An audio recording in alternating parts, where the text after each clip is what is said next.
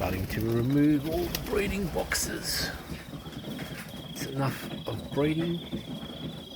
And you've got one small young one there, 2 on eggs over there, and 2 on eggs on top, and that's it. We'll eventually remove that there, put it over there, give it a better clean. Gotta give it one more clean,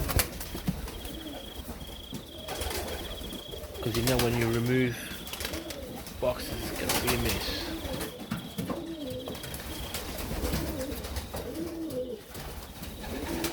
So then we'll separate the males, females, put them in the other cages, and then I'll have these just for the flyers. Eventually.